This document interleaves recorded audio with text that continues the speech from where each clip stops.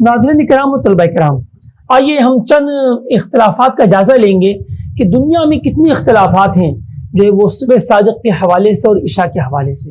ٹھیک ہے، ہمارے ہاں تو اپنے جو ہے وہ فجر کا وقت ایک نارمل انداز میں آ جاتا ہے، یعنی کم و بیش 1.25 گھنٹہ 1.5 گھنٹہ 1.25 گھنٹے کے لگ بھگ پاک و ہند میں وقت فجر جو ہے وہ طلوع آفتاب سے پہلے ہوتا ہے، اور وقت عشاء حنفی اتنی دیر بعد ہوتا ہے. وہ تو ہم پہلے ہی سیکھ چکے کہ دونوں وقت برابر ہوتے ہیں. بہار شریف میں لکھا ہوا ہے کہ روزانہ کے وقت فجر و مغرب برابر ہوتے ہیں، بلکہ آج آپ نے اس کو سیکھ لیا کہ کیوں برابر ہوتے ہیں. دیکھیے، سورج جب افق سے 18 درجے نیچے ہوتا ہے مشرق کی جانب تو صبح صادق چمکتی ہے، اور اسی طرح سورج ڈوبنے کے بعد جب 18 درجے نیچے پہنچتا ہے تو شفق ابیض ڈوبتی ہے. لہذا حاصل ہوا کہ دونوں طرف 18 درجے ہی سورج کی کیفیت ہوتی ہے، لہذا وقت برابر ہی ہوگا، غیر برابر ہو نہیں سکتا. اچھا، اب بعض لوگوں نے کیا کیا کہ جہاں پر دن زیادہ بڑے بڑے ہو جاتے ہیں، ٹھیک ہے نا، جیسے کہ ہم نے اس دن پرسوں کے کورس میں جب میں اپنے سبق میں سنا بھی، اور بڑے عرض بلاد پر جو ہے وہ دن بڑا ہوتا ہے چھوٹے عرض کے مقابلے میں. ٹھیک ہے، اسی طرح جب دن چھوٹے ہوتے ہیں تو یاد رکھیں کہ چھوٹے عرض پر کم چھوٹے ہوتے ہیں، اور درمیانی عرض پر اس سے زیادہ چھوٹے ہوتے ہیں، اور بڑے عرض پر اس سے بھی زیادہ چھوٹے ہوتے ہیں. یعنی جتنا بڑا عرض بلد ہوگا اوقات میں اتنا ہی زیادہ تغیر ہوگا، اور اوقات جو ہے اتنے ہی زیادہ تبدیل ہوں گے. یعنی گرمیوں میں دن بڑے بڑے بھی بہت ہو جائیں گے، اور سردیوں میں دن چھوٹے چھوٹے بھی بہت ہو جائیں گے. لیکن جب گرمیوں میں بڑے ہوں گے تو صبح صادق کا وقت اور بڑا ہو جائے گا. جی ہاں، جیسا کہ میں نے آپ سے عرض کی تھی کہ برطانیہ میں جو ہے وہ 4 گھنٹے بھی صبح صادق اور تا طلوع آفتاب یعنی جو وقت فجر کا جو پیریڈ ہے وہ پہنچتا ہے. اس کی وجہ یہی ہوتی ہے. اب وہاں پر بہت سے ہمارے مسلمان بھائی پریشانی کے شکار ہوتے ہیں کہ اتنی جلدی یہاں پر اپنی جو ہے وہ صبح ہو جاتی ہے، اور یہ تو بڑی تکلیف کی بات ہے، اور وہ جو ہے پھر کچھ اور پیمانے مقرر کر لیتے ہیں. بعض کہتے ہیں کہ نہیں، شریعت میں آسانیاں ہیں، وہ 15 درجے والی صبح صادق کو مان لیتے ہیں. اب دیکھیے، بورڈ کی جانب یا ویسی سمجھنے کی کوشش کریں، دیکھیں سورج جب 18 درجے نیچے ہوتا ہے تو صبح صادق ہوتی ہے، جب 15 درجے نیچے ہوگا تو لازمی بات ہے افق کے قریب ہوگا، اور 15 درجے پر سورج بعد میں پہنچے گا.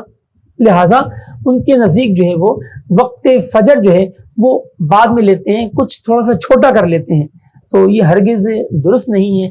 بعض 12 درجے پر صبح صادق مان لیتے ہیں، بعض یہ کرتے ہیں کہ جہاں دیکھتے ہیں کہ وہاں پر وقت جو ہے وہ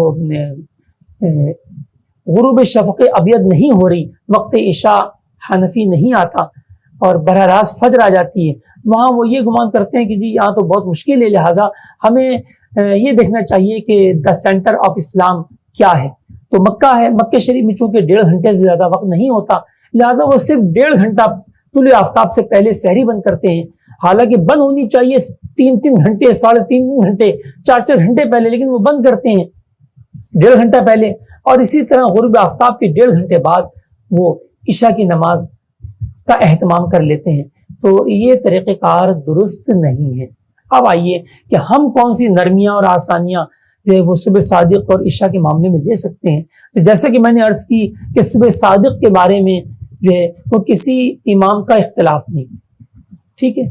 وہ جو قرآن پاک میں نشانی بیان کر دی گئی وہ اس کے مطابق اعلیٰ حضرت رحمۃ اللہ علیہ نے سال ذاتی تجربہ و مشاہدہ کیا، اور اس پر 18 درجے پر آپ نے جو ہے وہ مہر ثبت فرمائی.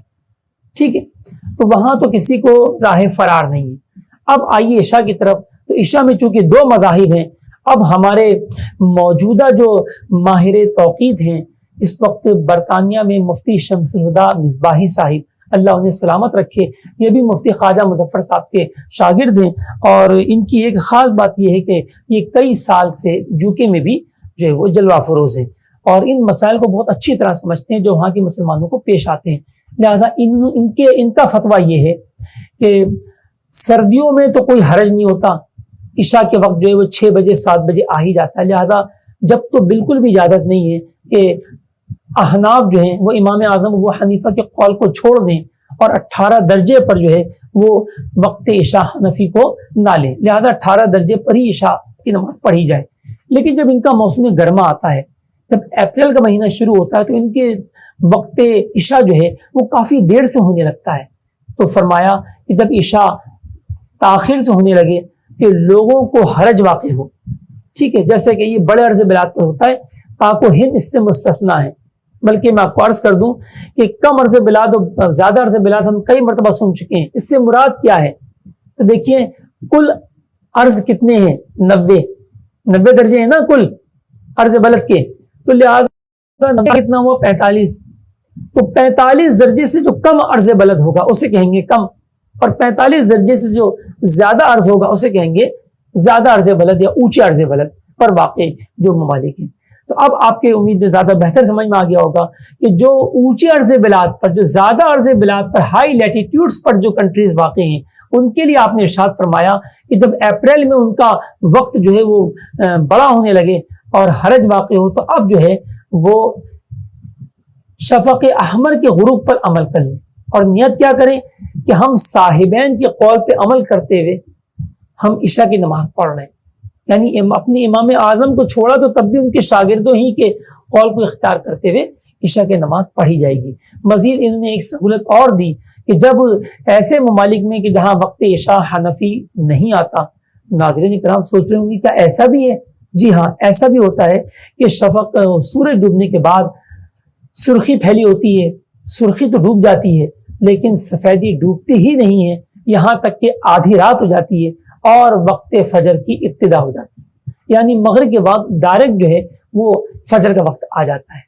اور بعض تو ایسے اونچے عرض بلد والے ہیں جیسے گلیسگو اور اوسلو ناروے، تو یہ اتنے زیادہ عرض بلد پر واقع ہیں، 55 درجے 60 درجے، کہ ان کے لیے شفق احمر بھی نہیں ڈوبتی، یعنی سورج ڈوبنے کے بعد ابھی سرخی بھی ختم نہیں ہوتی کہ ان کے لیے بھی جو ہے وہ آدھی رات ہو جاتی ہے اور وقت فجر کی ابتدا ہو جاتی ہے۔ لہذا جو ہے وہ ان کے لیے بھی وقت عشاء حنفی، بلکہ ان کے لیے وقت عشاء شافعی جو ائمہ ثلاثہ والا ہے وہ بھی نہیں آتا۔ تو اب ہمارے مفتی شمس الہدیٰ مصباحی صاحب فرماتے ہیں کہ اس صورت میں کہ جب وقت عشاء حنفی بالکل نہ آئے تو پھر امام مالک کے قول پر عمل کر لیا جائے کہ مغرب کے کچھ دیر بعد عشاء پڑھ لی جائے۔ لہذا انہوں نے خود جو اپنے جو نقشے تیار فرمائے برطانیہ کے لیے، اس کے اندر میں نے خود دیکھا صرف 50 منٹ بعد بھی وقت عشاء لکھا ہوا ہے مغرب کے۔ لہذا اب جب وقت عشاء حنفی آ ہی نہیں رہا تو لہذا اب جو ہے وہ صاحبین کے قول پہ عمل کرنے کی بھی حاجت نہ رہی۔ اب امام مالک کا جو ایک قول ہے کہ بس عشاء مغرب کا وقت اتنی دیر تک ہے جتنی دیر میں مغرب کی نماز پڑھی جائے، لہذا مغرب کی نماز پڑھنے کے بعد کچھ توقف کر لیا جائے، تھوڑا سا اسٹے کر لیا جائے اور اس کے بعد جو ہے وہ وقت عشاء پڑھ لی جائے۔ بس یہ آسانیاں جو ہیں ہمارے بزرگوں نے بیان کی ہیں۔ بعض حضرات نے کیا کیا کہ وہ 18 درجے پر صبح صادق کو نہیں لیتے، وہ 19 درجے پر لیتے ہیں، جیسا کہ عرب شریف میں جو ہے وہ 19 درجے پہ صبح صادق کو لیا جاتا ہے، جس کی وجہ سے ان کی اذان فجر جو ہے مکہ شریف و مدینہ شریف میں وہ اعلیٰ حضرت رحمۃ اللہ علیہ کی تحقیق سے پہلے ہو جاتی ہے، ٹھیک ہے۔ لہذا ان کی اذانوں پر فوراً وہاں پر فجر کی سنتیں نہ پڑھی جائیں، اذان ختم ہونے کے 2 منٹ بعد پھر جو ہے وہ فجر کی سنتیں پڑھی جائیں، ٹھیک۔ اور عشاء پر آئیے تو عشاء میں بھی میں نے آپ کو بتایا کہ بہت سے لوگوں نے عجیب معاملے کیے، جو 18 کو نہیں لیتے تو بعض 19-20 والے بھی ہیں، مصر والے 20 درجے کے قائل ہیں۔ اب پتہ نہیں ان کی تحقیق کہاں سے انہوں نے حاصل کی، اور بعض اپنے جو ہے وہ 17 درجے کے اور بعض 15 درجے کے اور بعض 12 درجے کے، اور بعض جو ہے وہ فجر میں ایسا کرتے ہیں کہ وہ رات کا آخری 7واں حصہ مراد لیتے ہیں، ٹھیک ہے۔ تو ان سب باتوں کی سرکار اعلیٰ حضرت رحمۃ اللہ علیہ نے اجازت نہیں دی، اور اس طرح ہم جو ہے وہ نہیں کریں گے، اور اوقات اس طرح ہمیں نکالنے کی اجازت نہیں ہے۔ صلو علی الحبیب صلی اللہ تعالی علی محمد۔ اس میں نے کتاب میں چارٹ بھی دیا ہوا ہے کہ مختلف درجات عرض پر وقت فجر اور وقت مغرب کی جو کم سے کم اور زیادہ مقدار ہوگی وہ کتنے گھنٹے اور کتنے منٹ ہوگی، کیونکہ ناظرین کرام ہمارے پاکستان میں جو دیہاتی طبقہ ہے بلکہ دیہاتی طبقہ کیا، بعض تو شہر والے بھی ایسے ہی کرتے ہیں کہ بس سرد گرمیاں ہوتی ہیں تو عشاء کی نماز پڑھنے کی بہت جلدی ہوتی ہے، یہاں تک کہ وہ عشاء کا وقت شروع بھی نہیں ہونے دیتے اور جماعت قائم کر لیتے ہیں۔ اسی طرح جب سردیاں ہوتی ہیں تو چونکہ سردیوں میں سائے لمبے لمبے بنتے ہیں، ابھی ہم انشاءاللہ سیکھنے جا رہے ہیں، تو وہ عصر کی نماز کو جلدی پڑھ لیتے ہیں، حالانکہ مثل ثانی کی ابتدا نہیں ہوتی، مثل ثانی نہیں ہوتا اور وہ وقت عصر کی نماز ادا کر لیتے ہیں۔ تو ایسا بھی نہیں کرنا چاہیے۔